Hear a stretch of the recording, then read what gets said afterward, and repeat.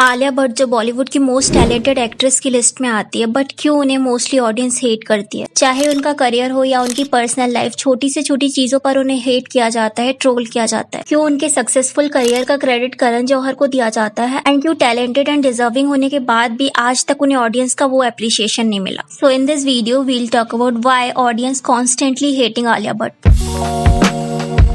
आलिया ने अपने करियर की शुरुआत 2012 की movie student of the year से करी थी, एंड उस टाइम नेपोटिज्म से रिलेटेड कोई भी डिबेट नहीं होती थी। But student of the year movie के प्रमोशन के टाइम पे कॉफी विद करण के एक एपिसोड के टाइम पर जब उन्हें इंडिया के प्रेसिडेंट के बारे में क्वेश्चन पूछा गया तो उन्होंने पृथ्वीराज चौहान बोल दिया। Who is the president of India?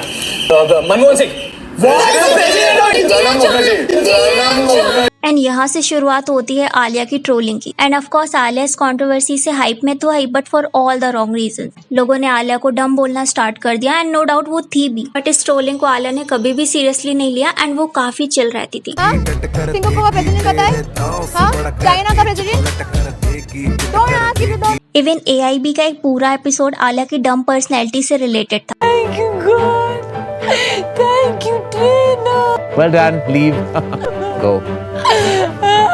तो 2012 से 2017 तक आलिया का करियर भी बहुत अच्छा चल रहा था। आलिया की हमें एक strong and care free personality देखने को मिलती। उनकी मोस्टली मूवी सक्सेसफुल हो रही थी, जैसे उन्होंने उड़ता पंजाब, राजी, डियर जिंदगी जैसी अमेजिंग मूवी करी। एंड उनकी थर्ड मूवी टू स्टेट्स ने 100 करोड़ का बॉक्स ऑफिस कलेक्शन कर लिया। सो आलिया अपनी पहली ही मूवी से ऑडियंस की फेवरेट बनती जा रही थी। ऑडियंस को उनके movie selection and versatile role अच्छे लगते। बट 2018 के अराउंड आलिया की पर्सनैलिटी में एक डिफरेंस देखने को मिला। वो एक नॉन सीरियस पर्सन से सीरियस पर्सन बनती जा रही थी। ऑल्सो काफी सारे अवार्ड्स भी उन्हें मिलने स्टार्ट हो गए। इनफैक्ट उनकी मूवी गली बॉय को 13 फिल्म फेयर अवार्ड मिले। एंड आलिया का उस मूवी में इतना इंपॉर्टेंट रोल भी नहीं था। ऑफकोर्स उनका मूवी में स्क्रीन टाइम स्मॉल था, बट उन्होंने जो रोल पोर्ट्रे किया था ना, वो स्ट्रॉन्ग था। बट उस टाइम तक ऑडियंस को भी अवार्ड शो के स्क्रिप्टेड होने का नॉलेज हो गया था, एंड आलिया को इतने सारे अवार्ड मिलना भी काफी डाउटफुल था। बट अभी भी ऑडियंस आलिया से ऑब्सेस थी, उन्हें सपोर्ट करती थी एंड प्यार भी करती थी। बट फिर 14 जून 2020 को सुशांत की डेथ की न्यूज आती है। स्टार्टिंग में तो इसे डिप्रेशन का नाम दे दिया गया, बट जैसे जैसे इन्वेस्टिगेशन होती गई ऑडियंस को पता चलने लगा दैट काफी सारे बिग प्रोडक्शन हाउस जैसे यशराज प्रोडक्शन, धर्मा प्रोडक्शन से सुशांत सिंह को बैन कर दिया गया है। इवन काफी सारी मूवी उनकी कैंसिल भी होती जा रही थी। अब क्योंकि धर्मा प्रोडक्शन करण जौहर का था तो ऑडियंस करण को हेट करने लगी। तो करण जौहर के कॉफी विद करण के सुशांत से रिलेटेड कुछ कंट्रोवर्शियल क्वेश्चन भी वायरल होने लगे। Sushant or Karthik, the actor you look best with? Rapta was initiated only for chemistry, so I would say that. Really? Where was the chemistry? Karthik. Yeah. You're confusing me. Okay, Karthik. Where was this chemistry? And it seems like he don't like Sushant. Also Alia Bhatt का भी coffee with करण में सुशांत से related statement viral होने लगा, जहां करण जौहर ने आलिया से question पूछा था किल, मैरी एंड हुकअप, तो आलिया ने किल में सुशांत का नाम लिया था। अब क्योंकि उस टाइम ऑडियंस सुशांत के लिए जस्टिस मांग रही थी, एंड ऐसे सीरियस माहौल में इस वीडियो के वायरल होने की वजह से करण जौहर एंड आलिया को मिलियंस में ऑडियंस ने अनफॉलो करना स्टार्ट कर दिया। काफी ज्यादा करण जौहर एंड आलिया को हेट एंड बैकलैश मिला। अब मोस्टली हेट करण जौहर को तो मिल रहा था, बट क्योंकि करण जौहर आलिया को बहुत ज्यादा सपोर्ट करते थे तो उनकी वजह से आलिया को भी काफी हेट मिला। एंड फिर लॉकडाउन तो खत्म हो गया, but the damage was done. उसके बाद कुछ न्यूज भी सर्कुलेट होने लगी कि आलिया भट्ट ने अदर एक्ट्रेस के रोल भी स्टील कर रहे हैं। जैसे हाईवे मूवी के लिए आलिया भट्ट इम्तियाज अली की फर्स्ट चॉइस नहीं थी, बल्कि वो ऐश्वर्या राय जैसी मैच्योर एक्ट्रेस को कास्ट करना चाहते थे। तो डियर जिंदगी मूवी के लिए भी करण जौहर ने गौरी शिंदे को आलिया का नाम रिकमेंड किया, जबकि गौरी शिंदे की फर्स्ट चॉइस कटरीना कैफ थी। तो संजय लीला भंसाली को भी करण जौहर ने आलिया का नाम रिकमेंड किया। तो आलिया का एक और वीडियो भी वायरल हुआ था, जहां आलिया बोल रही थी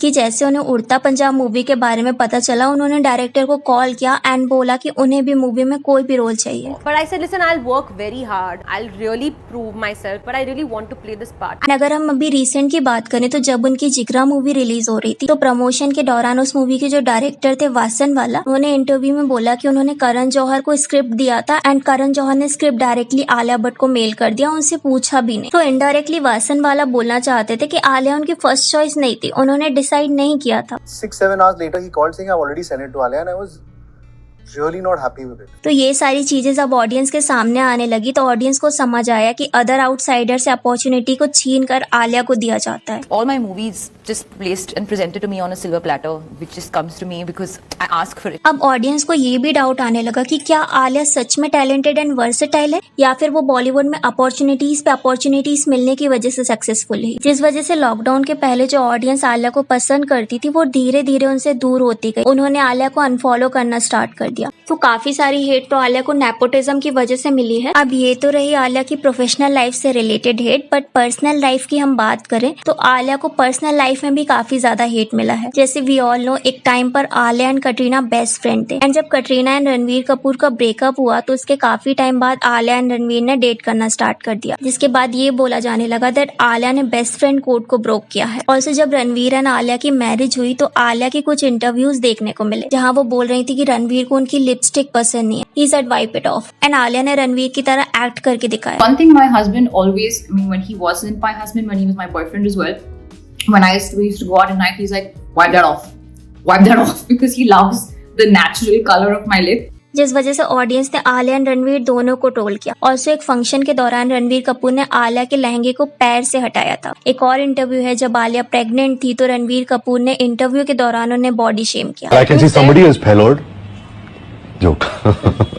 अब रणवीर अपने एक्स गर्लफ्रेंड को भी डिसरिस्पेक्टफुल वे से ट्रीट करते थे तो ऑडियंस को लगा दैट रणवीर मैरिज में काफी डोमिनेटिंग है एंड वो आलिया को अच्छे से ट्रीट नहीं करते। प्लस ऑडियंस ने भी आलिया को ट्रोल करना स्टार्ट कर दिया दैट आलिया में सेल्फ रिस्पेक्ट नहीं है, वो रणवीर से ऑब्सेस्ड है। एंड नीतू कपूर भी जब रणवीर कपूर एंड आलिया के साथ दिखती तो रणवीर कपूर में वो मम्माज बॉय वाला बिहेवियर देखने को मिलता, एंड नीतू कपूर तो है ही एरोगेंट, जिस वजह से ऑडियंस आलिया को कटरीना एंड दीपिका से कंपेयर करने लगे। एंड ये बोला जाने लगा कि जैसे दीपिका एंड कटरीना ने रणवीर को डंप किया, अपनी सेल्फ रिस्पेक्ट को प्रायोरिटी दी, वैसे क्यों आलिया अपनी सेल्फ रिस्पेक्ट को प्रायोरिटाइज नहीं करती, क्यों आलिया ऐसे टॉक्सिक रिलेशन से नहीं निकलती, एंड क्यों आलिया रणवीर के लिए ऑब्सेस्ड है एंड वो खुद के लिए क्यों स्टैंड नहीं ले पा रही। अब रणवीर की पहले से बॉलीवुड में कैसोनोवा पर्सन की इमेज थी, इस वजह से रणवीर एंड आलिया की छोटी छोटी चीजों को नोटिस किया जाने लगा, उन्हें ट्रोल किया जाने लगा। इनफैक्ट जहाँ जरूरत भी नहीं होती वहां भी उन्हें ट्रोल किया जाता है। जैसे आलिया के बर्थडे के टाइम पे आलिया ने रणवीर को केक ना खिलाने की जगह खुद खा लिया, तो वहां भी आलिया को ट्रोल किया गया दैट उन्होंने रणवीर को केक क्यों नहीं खिलाया, एंड अगर वो दोनों मिस्टेक भी नहीं करते तब भी उन्हें ट्रोल किया जाता है। अब जैसे विकी कौशल ने एक इंटरव्यू में बोला था दैट कटरीना उन्हें बियर्ड में पसंद करती है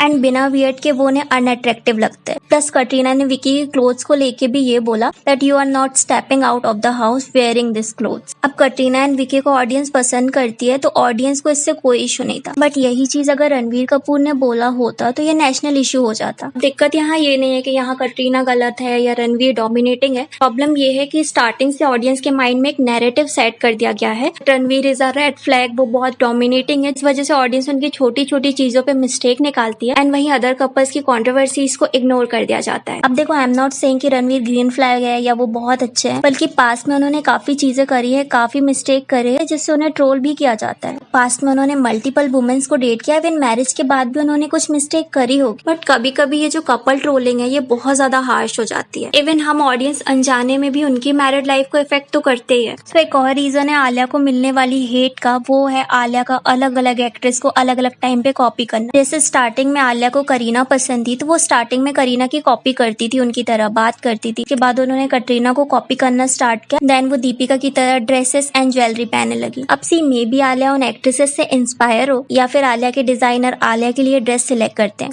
बट इस कंट्रोवर्सी से भी आलिया को बैकलैश मिला है एंड आलिया को बॉलीवुड में एक इनसिक्योर वुमेन का टैग मिल गया। यहाँ तक कि ये बोला जाता है कि आलिया की कोई पर्सनैलिटी नहीं है, वो अपना बिहेवियर, अपनी पर्सनैलिटी दूसरी एक्ट्रेसेस को देख के कॉपी करती है। एंड स्टार्टिंग में जो आलिया की एक केयर फ्री पर्सनैलिटी देखने को मिलती वो अब एक सीरियस पर्सनैलिटी में कन्वर्ट हो गई है। अब आलिया ने एक इंटरव्यू में बताया था कि उन्हें ADHD है, जो कि एक मेंटल हेल्थ डिसीज है, तो हो सकता है कि उस चीज ने आलिया की पर्सनैलिटी को इफेक्ट किया होगा। सो अगर हम आलिया का पूरा करियर, उनकी प्रोफेशनल लाइफ या पर्सनल लाइफ देखें तो आलिया को ऑडियंस के प्यार से ज्यादा हेट ही मिली है एंड इस नेपोटिज्म की डिबेट की वजह से आलिया को सबसे ज्यादा बैकलैश मिला। बट यस, आलिया को अपॉर्चुनिटी मिली है एंड उन्होंने रोल स्टील भी करे हैं एंड अगर नेपोटिज्म का मैटर सामने नहीं आता तो शायद ऑडियंस इस बारे में जानती ही नहीं। इतना करण जौहर ने आलिया के करियर को बैकअप किया है उतना किसी भी एक्ट्रेस को नहीं किया है, तो हम करण जौहर को भी क्रेडिट देंगे, बट हम यहाँ ये भी डिनाई नहीं कर सकते कि जो रोल आलिया को मिले हैं उसमें उन्होंने अपना 100% दिया है। अदर नेपो किड्स की तरह उन्होंने अपनी मिलने वाली अपॉर्चुनिटीज को वेस्ट नहीं किया, उन्होंने ओवर द ईयर खुद को प्रूव किया है एंड आज आलिया बॉलीवुड की one of the most talented actor है and one of the most hated nepo kid भी। बट डोंट यू थिंक कभी कभी ये ट्रोलिंग एक्सट्रीम हो जाती है? So what are your thought about Alia Bhatt? Let me know in a comment. And Karan Johar एक time पे one of the best director थे, बट क्यों फिर उन्हें धर्मा प्रोडक्शन को सोल्ड करना पड़ा? क्यों नेपोटिज्म ने उनके करियर को ऑलमोस्ट खत्म कर दिया? जानने के लिए इस वीडियो को क्लिक करें।